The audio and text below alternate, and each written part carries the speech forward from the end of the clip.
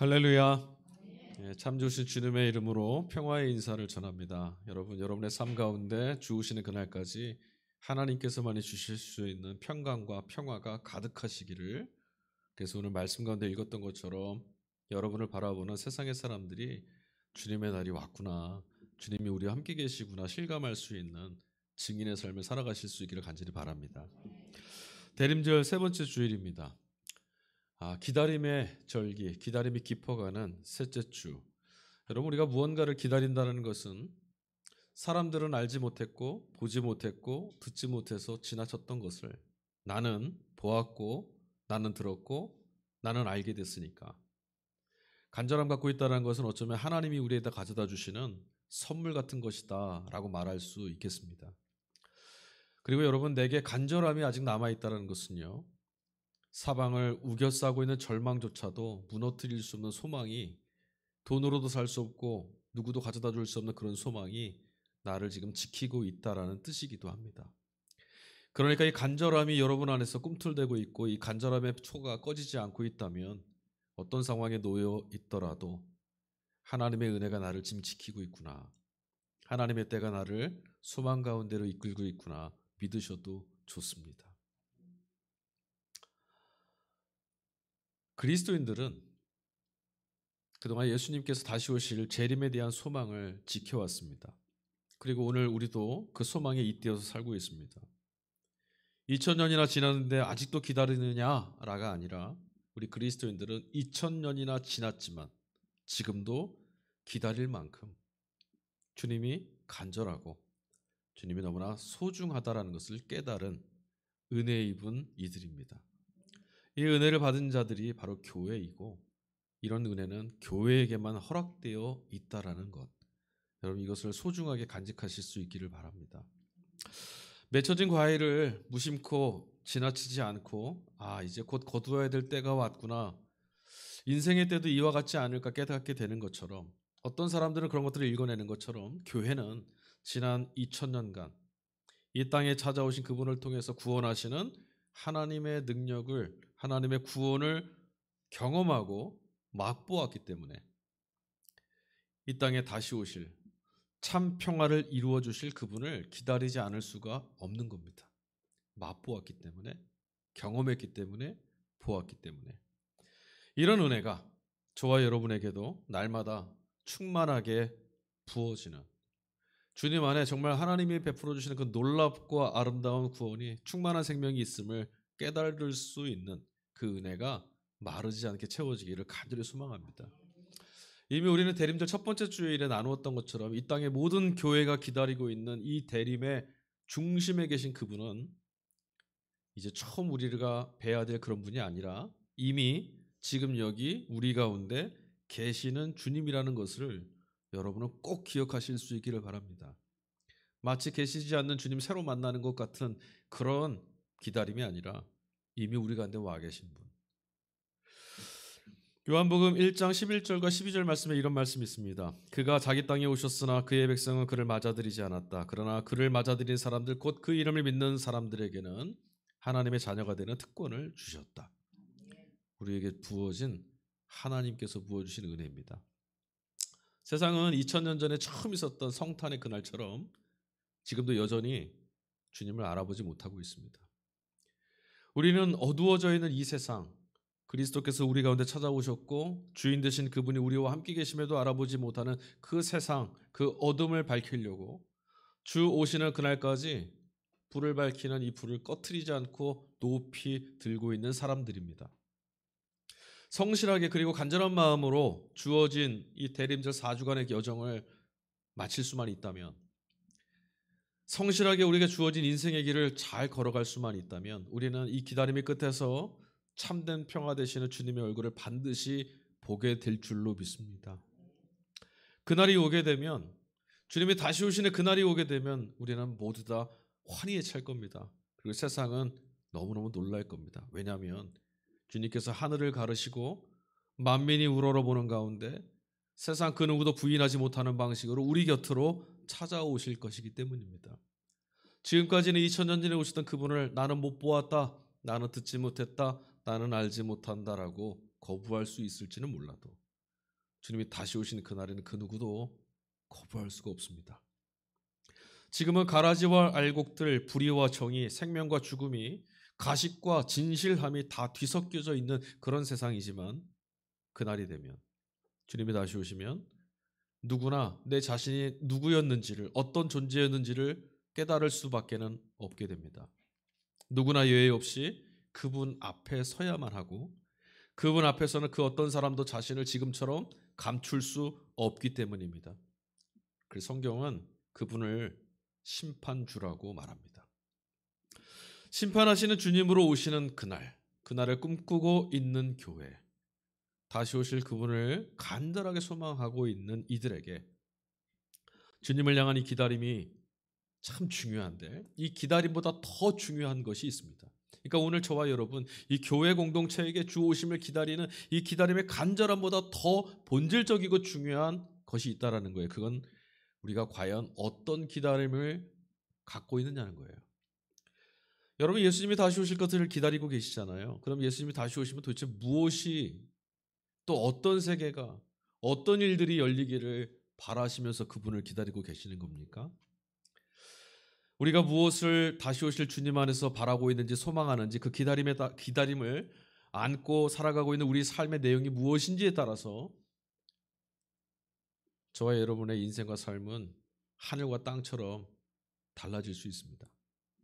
과연 여러분이 주 오시는 그날에 간절하게 보고 싶어하는 그것이 무엇인지 저는 궁금합니다.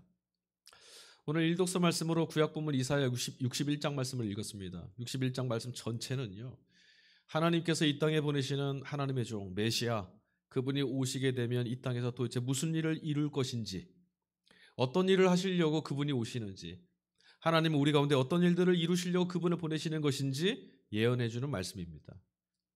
이스라엘 백성들이 하나님께 간절히 구하고 바랬던 구원의 내용, 그리고 메시아를 기다릴 수밖에 없었던 간절함의 이유가 61장 말씀 안에 다 들어있습니다. 61장 전체가 그리고 있는 그들의 간절한 소망이란 것, 잘 들어보세요. 그 소망은요, 기쁨이었고요, 그 소망은 치유였고, 그 소망은 자유였습니다. 가난하고 마음이 상하고 포로되어 있어서 갇혀 있고 눌려 있는 사람들에게, 아니 그런 사람들은 절실하게 하늘로부터 주어지기를 바라는 것들이 있는데 바로 이것들이는 거죠. 더 좋은 것, 더 많은 것을 얻고자 하는 사람들 눈에는 이런 것들 잘 보이지 않습니다. 그저 제 힘으로는 스스로 설 수 없고 스스로를 지켜낼 수도 없을 뿐만 아니라 단 하루도 제 걸음으로 걸어내거나 바꾸어낼 수 없는 이들에게 허락되는 것들. 그래서 성경은 하나님께서 이루실 그 일들이 애통하고 슬퍼하고 간절히 하나님의 구원을 바라는 이들에게 부어주는 선물과도 같은 일들이다라고 말합니다. 여러분, 하늘의 은혜라는 것이 도대체 어떻게 부어지고 하늘의 은혜라는 것이 누구에게 부어지는 겁니까?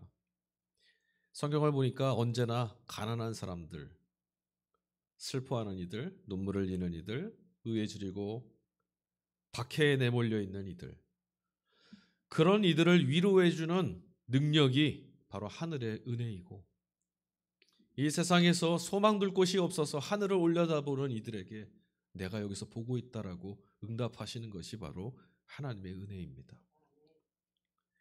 마치 하루를 살아가는 이들에게, 살아가야만 하는 이들에게 신령한 은혜로 주어졌던 만나라는 것도 그냥 그 은혜에 감동하고 그 은혜를 누리며 살지 못하고 쌓아두려고 하다 보면, 또 쌓아두고 자랑하고 싶어하는 이들에게는 그저 썩은 내가 나고 치워야 하는 오물로, 불편으로 전락하고 마는 것처럼, 오늘 우리에게는 하나님의 도우심 없이는 살 수 없는 이들에게만 부어지는 하늘의 위로가 있다는 것을 보게 됩니다.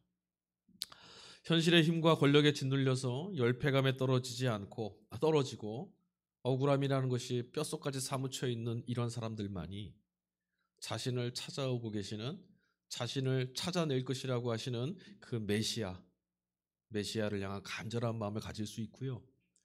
메시아를 발견하게 되면 큰 소리로 길 밖으로 나가 환호를 부르고 찬양을 하고 노래할 수밖에 없다라는 겁니다. 왜냐하면 그분이야말로 시대의 노예로 전락해버리고 그런 신세로 떨어지도록 강요하고 많은 이 세상에서 우리를 대신해서 보복해 주시고 우리를 자유와 해방으로 이끌어 주실 뿐만 아니라 우리가 바로 하나님의 자녀라고 선포해 주실 분 그분뿐이기 때문입니다. 이스라엘 백성들이 꿈꾸었던 구원의 날, 세상을 거스르며 살아가고 있던 신약의 교회 공동체들, 그리고 오늘 이 시간에도 이 말씀을 굳게 붙들고 우리의 구원으로 찾아오실 예수님을 바라보고 있는 교회, 이들 모두가 간절하게 원하고 바라고 자신의 인생 모두를 잇대고 있었던 종말의 날이라는 것은 하나님의 종인 메시아께서 오셔서 슬퍼하고 있는 이들을 위로해 주시고 원수를 갚아 주시며 기쁨의 날을 선포해 주는 그것뿐이었습니다. 성경에 이런 말씀 있지 않습니까? 아모스 선지자를 통해서 주신 말씀, 정의를 물과 같이 공의를 마르지 않는 강물같이 흐르게 하라. 주님의 종인 메시아가 오시면 바로 이 일이 이루어집니다. 오늘 성탄의 날을 준비하면서 교회마다 장식을 꾸몄습니다. 성탄의 날을 바라보면서 곳곳마다 행사가 열리고 있습니다. 길을 지나다 보면 참 놀랍습니다. 예수님도 모르고 교회도 모르고 구원도 모르고 종말도 모르는 분들이 너무너무 신나하고 있는 모습을 보면 참 아이러니합니다. 과연 바쁘고 분주한 우리 교회의 소망과 우리들의 기다림이라는 것이 지금 말씀 안에 언급되고 있는 하나님의 종께서만이 하실 수 있는 일들을 간절히 바라고 있었던 공동체들, 그들의 소망과 얼마나 닮아 있는지, 과연 우리는 왜 재림하실 주님을 기다리고 있는 건지, 왜 우리는 이 대림절에 주 오실 길을 밝히며 초의 불을 밝히고 있는 것인지 우리는 오늘 좀 질문하지 않을 수가 없습니다. 메시아를 통해서 그저 어제보다는 조금 더 나아지고 오늘보다 조금 더 개선된 내일을 바라는 수준에 머무르고 있는 것은 아닐까? 하늘로부터 오시는 구원자는 까마득하게 잊은 채 연말에 들뜬 세상을 닮아가고 있는 것이 아닌가? 또 그러지 않는 교회가 되었으면 하고 간절히 바라야만 한다라는 이 처지에 떨어진 것이 여러분 좀 섭섭하지 않으십니까? 오늘 서신서 말씀을 읽으니까 사도 바울은 이런 말을 했습니다. 항상 기뻐하십시오. 끊임없이 기도하십시오. 모든 일에 감사하십시오. 이것이야말로 하나님께서 우리에게 바라시는 뜻입니다. 라고 말씀하셨습니다.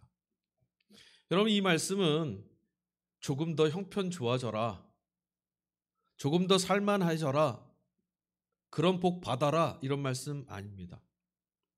우리는 이 말씀을 읽으면서 누구나 그렇게 살고 싶어 했고 누구나 그렇게 살기 위해 노력해 왔습니다. 그러나 우리는 항상 끊임없이 모든 일에 감사하며 살고 있질 못합니다. 잠깐은 기도할 수 있고 어떤 일에는 기뻐할 수 있으며 감사도 할 수 있겠지만 삶이라는 것은 언제나 기쁘고 감사한 일들보다는 그저 하나님이 모든 것들을 주셨음에도 감사할 수 없게 만드는 막다른 곳으로 우리를 자꾸만 몰아세우는 것 같습니다. 노예나 포로라고 하는 자들은요, 아무리 많이 가지고 있고 아무리 많이 인정을 받아도 결국은 그 신분에서 스스로를 벗어낼 수가 없습니다. 이것처럼 죽음이라는 것이 내 운명의 목줄을 쥐고 있다는 것을 알게 되었다라면 나는 죽는 존재라는 것, 나는 생명이 없다라는 것, 나는 무능하다라는 것, 하나님의 구원이 없으면 살 수 없다라는 것을 깨닫게 된 사람들이라면 죽음에서 벗어나는 것 말고는 다른 답이 없죠. 내가 죽게 된 걸 알았는데 더 많이 갖고 더 많이 누리고 더 많이 먹으면 못하겠습니까? 그래서 우리는 모든 것들을 포기하고 어떻게 해서든 한번 기뻐해 보겠다고, 어떻게 해서든 더 열심히 기도해 보겠다고, 어떻게 해서든 감사해 보겠다라고 마음도 모아봤습니다. 그러나 실패로 끝나버렸던 그 시간들이 오히려 우리들에게 정죄감을 가중시켜 주기만 했습니다. 그런데 여러분, 이거는 우리들 개개인의 신앙이 또 우리들의 믿음이 부족해서가 아닙니다. 우리가 살고 있는 이 땅이 슬퍼할 수밖에 없는 일들로 지금 가득 차 있기 때문입니다. 뿐만 아닙니다. 억울하고 아쉬운 것, 속상한 것, 내 마음 지켜낼 수 없을 만큼 무거운 것들이, 치명적인 아픔들이 너무나 많이, 너무나 가득 차 있습니다. 여전히 우리는 하나님의 가능성이 아니라 그래서 자꾸만 자기 자신을 중심으로 돌아가고 있는 이 세상에 갇힌 채 나를 어떻게 살려낼까? 난 어떻게 살면 될까? 나는 어떻게 몸부림쳐야 될까? 여기에 허우적거리고 삽니다. 하나님 없이 이겨내야 되고 하나님 없이 극복해야 되고 하나님 없이 기뻐해야 되고 하나님 없이 감사해 보려 하고 하나님 없이도 행복해질 수 있다라고 하는 말에 휘둘린 채 우리는 살고 있습니다. 사람이 할 수 없는 것을 하려고 하니 당연하죠. 힘겹고 지치고 결국엔 가식이나 외식함에 떨어질 수밖에 없는 거죠. 그러므로 우리에게 구원은 한 가지뿐입니다. 이런 세상, 이런 세계, 하나님의 통치가 완전히 가리워져 버린 이 땅이 완전히 뒤바뀌어지고 완전히 새로워지는 것. 이게 그리스도인들이 갖고 있는 소망입니다. 교회 공동체가 성경이 말하는 믿음의 사람들이 지금까지 다시 오실 주님을 바라보면서 꿈꾸었던 소망이 바로 여기 있습니다. 세상을 덮고 있는 죽음의 권세가 깨어지고 하나님만이 가져다 주실 수 있는 생명으로 충만해 주는 것. 우린 그것 보고 싶어하는 사람들입니다. 물이 바다를 덮는 것처럼 하나님께서 영광 가운데 계심을 모두가 인정하는 일. 우리 그것 보고 싶어하는 사람들 아니겠습니까? 하나님의 종이신 메시아, 하나님의 아들이 다시 오실 때만 이루어질 수 있는 일들이 바로 이런 일이거든요. 그런 이런 소망을 가질 수 있는 사람들 누구겠어요? 그분을 믿고 그분을 바라는 교회. 우리들만 그 소망을 갖고 있을 수 있어요. 메시아가 오신다면, 다시 오신다면 정말 이런 일들이 우리에게 가능해질까요? 바울은 이런 암울한 현실에서 벗어나지 못하고 많은 우리들에게 항상 기뻐할 수 없고 쉬지 않고 언제나 모든 일에 감사하지 못하는 우리들에게 한 줄기 소망 같은 빗줄기 같은 말 한 구절을 이 말씀 속에 덧붙였습니다. 본문의 말씀을 잘 읽어보십시오. 항상 기뻐하십시오. 쉬지 않고 기도하십시오. 모든 일에 감사하십시오 라고 했지만 그 앞에 이 모든 일을 가능하게 하는 전제를 하나 바울이 탁 못 박아놨어요. 헬라어로 엔 크리스토, 우리말로 하면 주 예수 그리스도 안에서. 이런 구원은 그리스도 밖에서 경험할 수 없다라는 거예요. 잠깐은 기뻐할 수 있고 잠깐은 행복해할 수 있고 잠깐은 감사할 수 있는 일들 이 세상에 가득하지만 항상 쉬지 않고 모든 일에 감사할 수 있는 일은 생명 되시는 그리스도 안에 있을 때만 경험할 수 있거든요. 그래서 바울은 오직 그리스도 안에서 이 말을 하고 있습니다. 그런데 여러분 여전히 교회 안에서도 어떤 분들은 이런 말씀을 들으면서도 현실에 여전히 눌려서 살아갑니다. 또 어떤 분들은 그리스도 안에서라고 하는 이 바울의 말을 고스란히 따라 충만한 기쁨을 누리면서 삶을 살아가시기도 합니다. 그러니까 다시 말씀드리자면 교회 안에 있다고 해서 모두가 다 그리스도 안에서 살고 있는 건 아니라는 말씀입니다. 그렇다면 여러분 과연 무엇이 우리로 하여금 그리스도 안에 머물지 못하게 하는 걸까요? 그리고 또 무엇이 어떤 사람들로 하여금 그리스도 안에 거하며 살아갈 수 있도록 해주는 것일까? 왜 그들과 우리는 다르고 왜 우리는 그들과 다를까? 사람들은요 여러분 의례 자신이 얼마나 암울하고 암담한 그런 현실에 놓여 있는지 인정하려고 들질 않습니다. 사람들은 자신의 무능함을 있는 그대로 받아들이고 굉장히 어려워합니다. 요행이 그런 자신을 들여다볼 수 있게 된다고 하더라도 내일은 괜찮아질 거야. 이 다음에는 바꿀 수 있어. 좀 더 나아질 거야. 이런 달콤한 말로 스스로의 무능함을 감추는데 우린 익숙해 있습니다.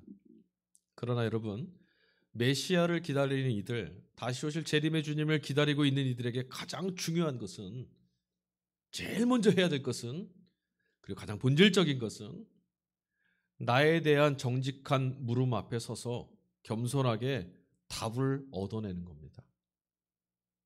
우리 앞에 걸어갔던 신앙의 사람들, 앞서 말씀드린 이스라엘 공동체나 교회 공동체, 2000년 지금까지 주님을 기다리고 갈망하는 이 교회 공동체 모두가 메시아를 향해서 한결같은 이 기다림 안에 살아갈 수 있었던 이유는 세상에 휘둘리지 않고 이 길에서 낭망하지 않고 여전히 이 믿음 안에서 이 기다림 안에 간절함을 담고 살아갈 수 있었던 것은 회피하거나 외면하지 않고 감당해야 되는 현실과 자기 자아를 깊이 들여다보는 성실함, 그리고 마주하게 되는 자신의 한계와 무능함, 그리고 심지어 하나님 없이 살려고 했던 이 불의함마저도 감추지 않고 정직하게 직면했기 때문이죠. 여러분, 우리가 우리 자신을 어디서 직면해 볼 수 있습니까? 무엇을 보고 무엇 앞에 가면 우리 자신을 들여다볼 수 있을까요? 하나님 말씀 앞에 서는 것뿐입니다. 누구에게, 어떤 사람에게 들어서는 자기 자신을 들여다볼 수 없습니다. 이스라엘 공동체나 교회 공동체는 자신들이 언제라도 그런 상황에 떨어질 수 있을 뿐만 아니라 나는 그런 존재라는 것을 잊지 않고 살았습니다. 제 힘으로는, 제 스스로는 이런 상황에서 벗어날 수 없는 존재라는 것을 그들은 결코 잊지 않았습니다. 여러분은 어떠십니까? 우리는 살만합니까? 우리는 할 수 있겠습니까? 아니요, 우리는 아무것도 할 수 없습니다. 그들은 우리와 달랐습니다. 밥 세 끼 먹고 하고 싶은 것 하면서 지내니까 살아있는 것 같지만 우리는 늘 결핍되어 있었고, 늘 허무에 내몰렸었고, 늘 외로웠고, 늘 힘들었고, 늘 가난했습니다. 왜냐하면 언제고 모든 것들을 파괴할 수 있는 죽음 아래 아직 살고 있기 때문이죠. 우리 이 사실을 너무나 많이, 너무나 자주 잊고 살아갑니다. 그러니 자연스럽게 모든 일상의 삶을 하나님께로부터 오는 구원으로, 하나님께서 가져다 주실 구원의 역사를 갈망하면서 살지 못했던 거죠. 비록 여러분 어제도 기다렸고 오늘도 기다리고 있지만 하나님의 구원을 엿본 사람, 하나님의 구원 없이면 살 수 없는 존재라는 것을 내 스스로 치명적인 이 존재의 한계를 실감하며 산다면 하나님의 구원을 다시금 갈망하지 않을 수가 없고 내게 부어질 하나님의 은혜를 포기할 수 없는 겁니다. 앞서도 말씀드렸지만 한 그릇 먹던 거 두 그릇 먹게 되고 이런 것 먹던 식탁에서 저런 것 먹는 식탁으로 바뀌는 그런 차원이 아니라 더 이상은 염려하지 않고 두려워하지 않아도 되고 더 이상은 불안에 떨어지지 않고 더 이상 결핍에 내몰리지 않고 더 이상 자기 자신이 있는 것처럼 더 씌워주지 않아도 되는 지금까지와는 전혀 다른 새로운 날들. 여러분, 이거 누가 가져다 주실 수 있습니까? 하나님만 가져다 주실 수 있는 것이다라고 답을 내린 사람들은 하나님의 은혜를 갈망하지 않을 수가 없다라는 말씀입니다. 그러니 지금 내가 다른 것들을 갈망하고 있고 하나님 말씀 앞에서 내 자신을 직면하지 못하고 있걸랑, 내가 하나님으로 아직 답이 나지 않았구나. 나는 아직 복음으로 결론이 나지 않았구나. 그렇게 마침표 찍으셔도 됩니다. 그럼 어떻게 해야 됩니까? 돌이켜야죠. 우리는 나 자신을 꽤나 잘 알고 있다고 착각하며 삽니다. 아마 여러분 스스로도 그럴 겁니다. 사람들은 날 잘 몰라. 나는 나를 잘 안다고 착각합니다. 그래서 자신을 돌아볼 생각하지 않습니다. 그리고 언제나 하나님, 언제나 말씀, 하늘만 막 올려다보는 것처럼 행세합니다. 마치 바리새인들이, 종교 지도자들이, 제사장들이 길 한복판에 서서 하늘을 우러러보며 기도하는 모습들처럼 우리도 그럴 때가 있습니다. 말씀을 읽고 기도하고 찬송하고 그러면서 은혜를 경험해도 받았던 이 은혜들이 대체 흔적도 없이 어떻게 그렇게 다 사라져버렸는지를, 왜 그렇게 사라져버렸는지를 이유도 모르고 허둥거리고 있습니다. 여러분, 은혜란 것은 쌓여야 되지 않겠습니까? 믿음이란 것들이 결실해야 되지 않겠습니까? 근데 왜 자꾸만 비어있고 왜 자꾸만 허무해지는 걸까요? 그 이유를 우리는 한 번도 질문해 보지 않았습니다. 그리고 공연히 하늘만 올려다보면서 원망했고 다른 사람들과 비교에 떨어지는 것에만 익숙해 있었습니다. 말씀은 문제가 없습니다. 말씀을 대하는 나 자신의 태도가 문제인 거죠. 내가 누구인지를 우리는 너무나 모른다라는 거예요. 오늘 우리가 함께 읽은 복음서 말씀, 그 말씀 안에는 자신의 한계와 자신의 이 정체성을 가감없이 정직하게 용기 있게 들여다보고 있는 한 사람을 소개하고 있습니다. 광야에서 외치는 자, 주 오실 길을 예비하라고 먼저 보냄을 받은 사람, 세례자 요한입니다. 복음서가 주목하고 있는 그의 정체성은 오로지, 세례 요한의 정체성은, 그의 가치는, 그의 존재는 오로지 오시겠다라고 약속되어 있던 메시아와 관계할 때만 의미를 가집니다. 만약에 메시아와 아무 관계가 없었던 그런 성경에 기록되어 있지 않았을 겁니다. 사람들을 가르치고 시대를 일깨우고 세례를 베풀고 그것도 그의 본질 아닙니다. 세례 요한의 본질은 메시아 오실 길을 준비하는 사람입니다. 대체 그가 무엇이 달랐길래 빛을 잃어버린 암울한 이 시대에도 깨어서 주님 오실 길을 예비하라는 부르심을 받았을까? 여러분 궁금하지 않으십니까? 여러분 그 사람은 무엇이 달랐길래 나와는 달랐을까? 부럽지 않으십니까? 오늘 요한복음 1장 21절 말씀에 그들이 다시 요한에게 물었다. 그러면 당신은 누구란 말이요? 엘리야요? 요한은 아니요 하고 대답하였다. 당신이 그 예언자요 하고 물으니 요한은 또 아니요 하고 대답하였다.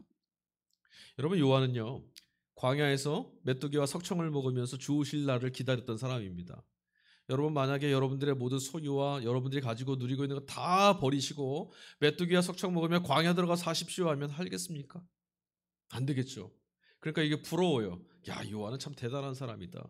어떻게 그 모든 것들을 다 뿌리칠 수 있었을까? 어떻게 스스로 극기할 수 있었을까? 어떻게 겸손하고 가난해질 수 있는 걸 선택했을까? 아닙니다.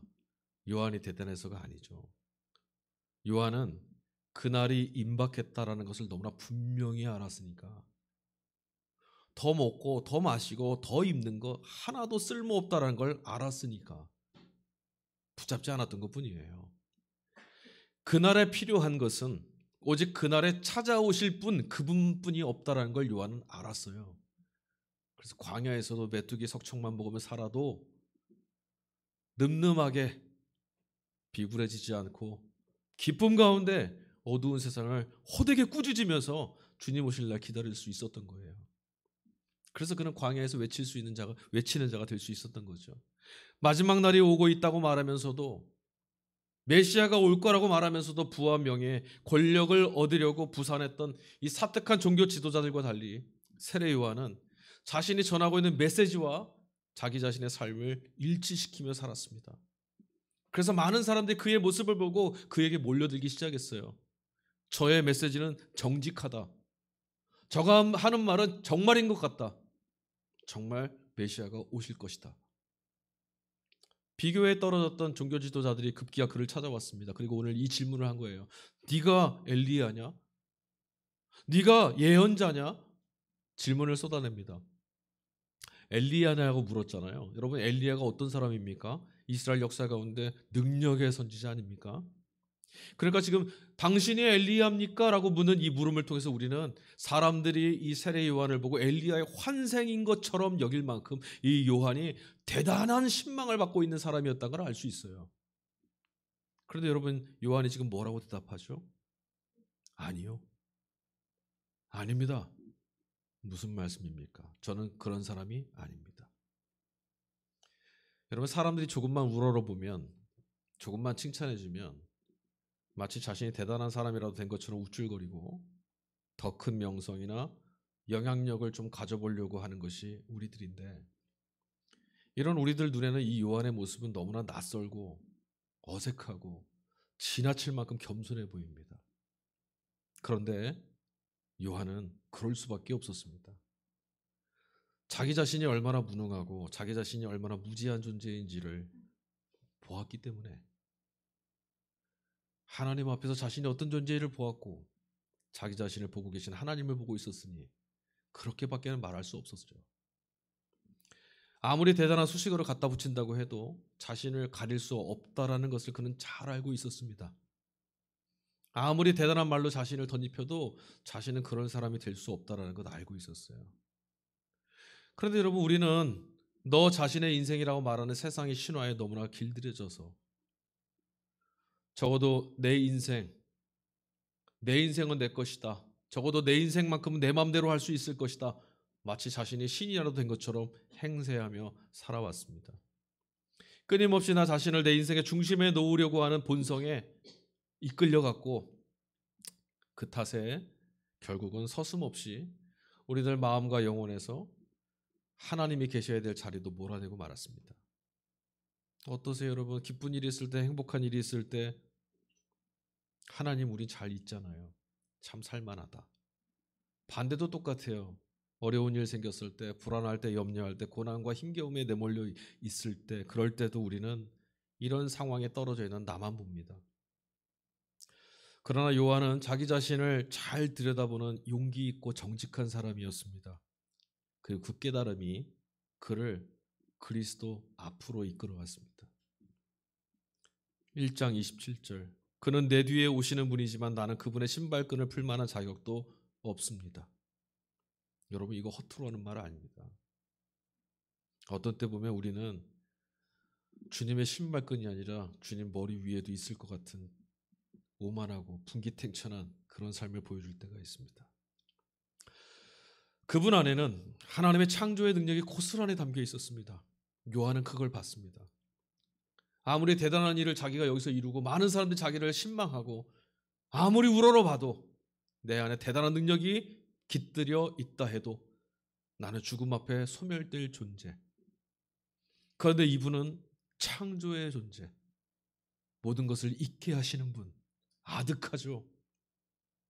역사를 시작하셨고 역사를 완성 지으실 분, 그 심판주, 그분이 자신 앞에 와 계시니 이렇게 말할 수밖에 없어요. 왜? 나도 심판의 대상일 뿐이거든요. 요한이 암울했던 이 시대에 어둠에 삼켜지지 않고 주 오실 길을 예비하며 광야에서 외치는 사람으로서의 정체성을 잘 지킬 수 있었고, 오늘 복음서 말씀을 통해 우리에게 소개될 수 있었던 이유는 하늘의 구원과 하나님의 은총에 목말라서 끊임없이 그가 보내실 주님, 하나님께서 나의 구원을 위하여, 이 땅의 구원을 위하여 보내실 그분을 기다렸던 사람이었기 때문이었어요.